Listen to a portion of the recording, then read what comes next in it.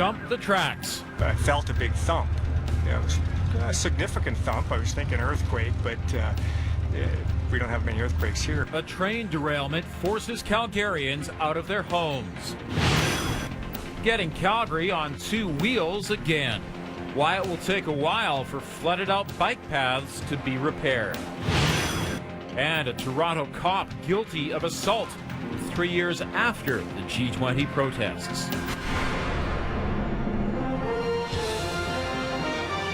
CTV News with Ian White and Jocelyn Laidlaw. Good afternoon. Evacuees are back in their homes and the cleanup is underway after yesterday's train derailment near Inglewood. And today, investigators are trying to figure out how it happened. 8 CP rail cars jumped the tracks just before 5:30 yesterday. The derailment forced precautionary evacuations and tied up traffic as emergency crews responded. Bill Marks is live at the scene. So, Bill, it'll be quite the job to get those cars upright. Yeah, it sure will, and they're saying it could take a few more hours into late this afternoon, Ian.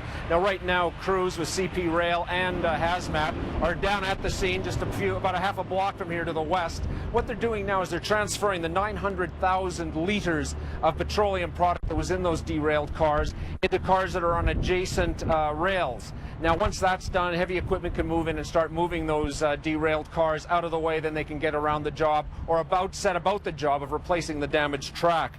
Now, last night, first responders spent a long time out here. It was a long night of work for them. They rushed in first, and they were the ones that got a lot of the area residents and business people out of the area. And our Bill McFarlane was here last night and filed this story.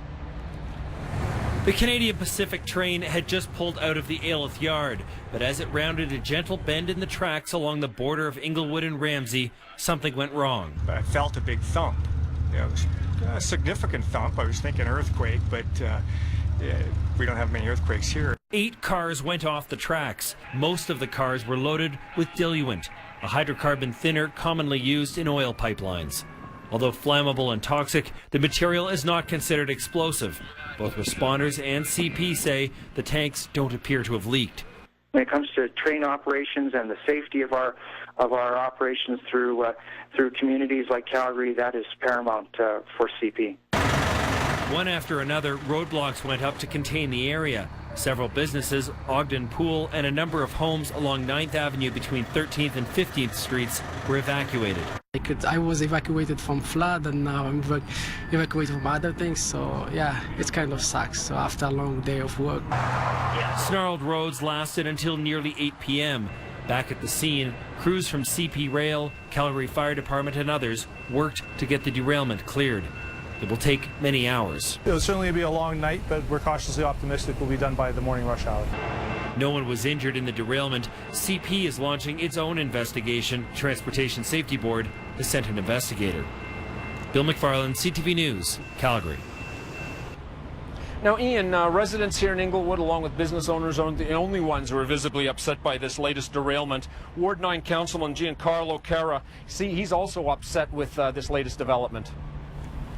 You know, Inglewood's had a rough summer between the flood and we've got the constant noise issues at the Ailith shops where they're fixing locomotives outside, and now this. I mean, yeah, people are frustrated, but you know, thankfully, I think everyone are appreciative of the work that our first responders do.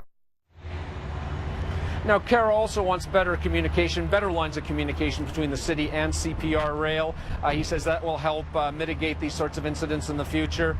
And as you heard before, both CP Rail is going to hold an investigation into this, and the Transportation Safety Board is also here on site. They're trying to get some answers to some questions they want answered, such as why did this happen and how did it happen? Ian? All right, thank you, Bill.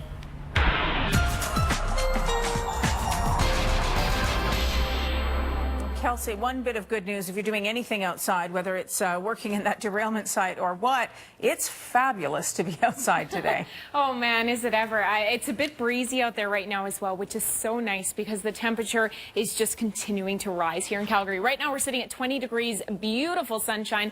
Clear sky is the main story, not just for Alberta, but also for British Columbia, heading into Saskatchewan as well, and the western side of Manitoba. So closer look at home shows Well, nothing but clear sky for Edmonton, Calgary, and for Lethbridge. 29 is our daytime high today, dropping to 13 overnight, and then 27 tomorrow. Does it continue into the weekend? I'll tell you a little bit later. Jocelyn? All right, thanks, Kelsey. Jail time for a former Calgary ringette coach who molested a 13-year-old player. Kelsey Hepburn was sentenced this morning for sexual touching. Alyssa Carpenter was in the courtroom. She joins me now. Alyssa, Hepburn had pleaded with the judge not to send her to jail full-time. That's right. She wanted a 90-day intermittent sentence, basically to have her sentence served on the weekends, because Hepburn is enrolled in college, Capilano College in Vancouver, with plans to go on to university to become an engineer. However, the judge rejected that. He did take a full week to think about those submissions and in the end said that sentence really doesn't fit the gravity of this crime.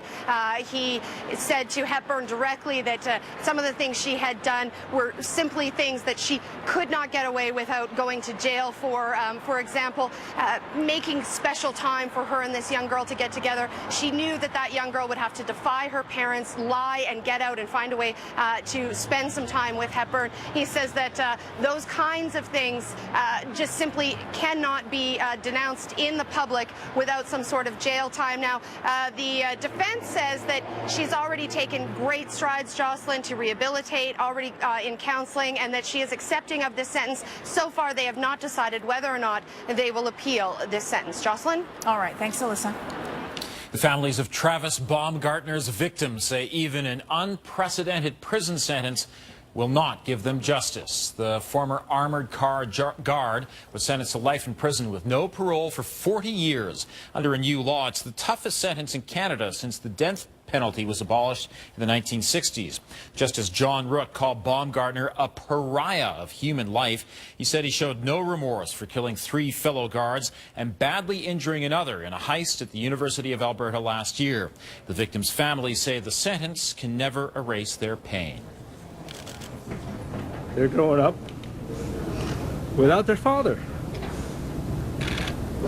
There's nothing, you can't explain that to a child. My wife is still dead, so yeah, and now I get to contribute my tax money to keep her killer alive, so that's definitely disappointing. Michelle Shigelski, Eddie Rahano, and Brian Olisic were killed. A 4th victim, Matthew Schumann, survived with permanent injuries.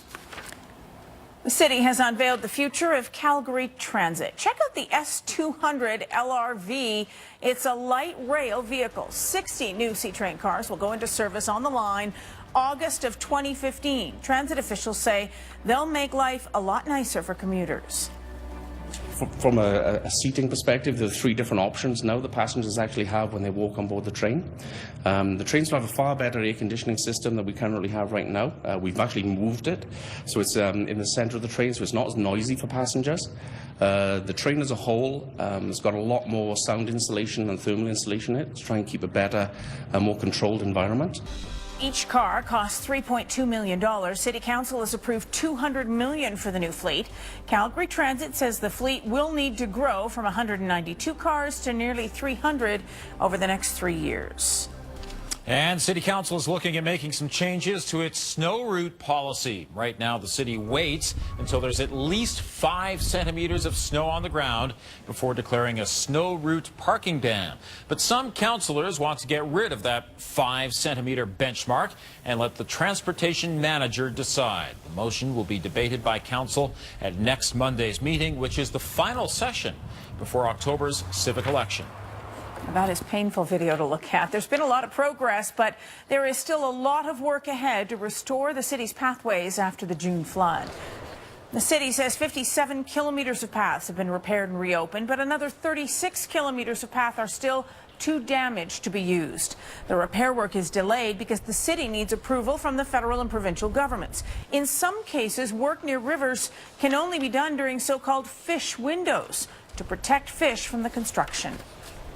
Business owners in High River who lost their buildings in June's flood are anxiously awaiting the opening of a temporary business park. The structure is going up near the hard-hit downtown core and will provide space for 15 businesses with nowhere to operate while the rebuild continues. Dozens of stores are months from reopening, most torn down to the studs. Shop owners are hoping they can get into this temporary park quickly to make up for lost time and hang on to their customers. It's going to be really nice for us all to be back together again and be able to show that we're alive and downtown's got some life to it again. It's going to go a long ways for just the morale of what's going on in town. And the town expects the business park to be open by mid-September. All 15 spots have already been spoken for. And after almost 3 months in a massive cleanup effort, High River's Museum of the Highwood is just about ready to reopen. We estimate we lost about 80% of the collection. The storage facility for the Museum of the Highwood was swamped when the river rose in June, causing massive damage. While they believe everything of significant historical value was saved, it was difficult to lose so much of their collection. The main museum building, while flooded in the basement, had minimal water seeping through upstairs. It's been cleaned up, and a new exhibit, The Misses, is ready for people to come see. It explores the role of women in the High River region throughout history.